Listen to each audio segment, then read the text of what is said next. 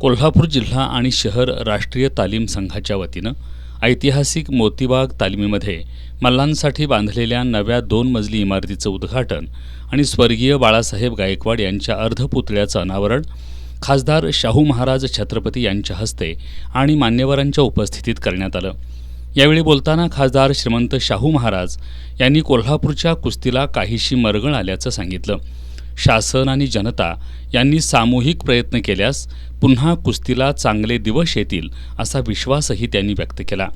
कुस्तीमध्ये राजकारणानं शिरकाव केलाय, हे राजकारण कमी झालं तर मल्ल घडतील आणि कुस्ती पंढरीतील कुस्तीला पुन्हा ऊर्जित अवस्था येईल असं परखड मत त्यांनी मांडलं।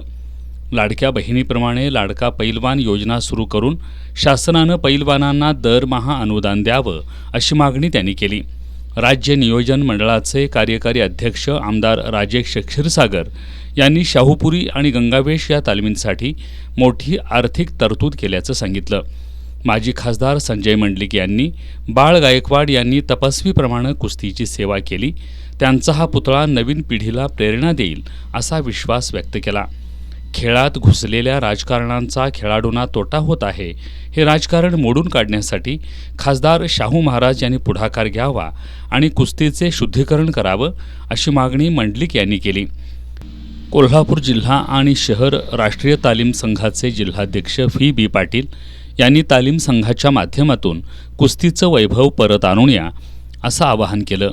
यावेळी महाराष्ट्र केसरी विष्णू जोशीलकर, ॲडव्होकेट महादेवराव आडगुळे, कोल्हापूर जिल्हा राष्ट्रीय तालीम संघाचे सचिव अशोक पोवार, हिंद केसरी दीनानाथ सिंग, कुस्तीगीर परिषदेचे ललित लांडगे, अशोक माने, उपमहाराष्ट्र केसरी अमृत भोसले, आदिल फरास, हिंद केसरी विनोद चौगले, महाराष्ट्र केसरी नामदेव मोळे, जी मेढे, बाळ पाटणकर, वीरेंद्र मंडलिक, प्रदीप गायकवाड, प्रकाश खोत आदी उपस्थित होते।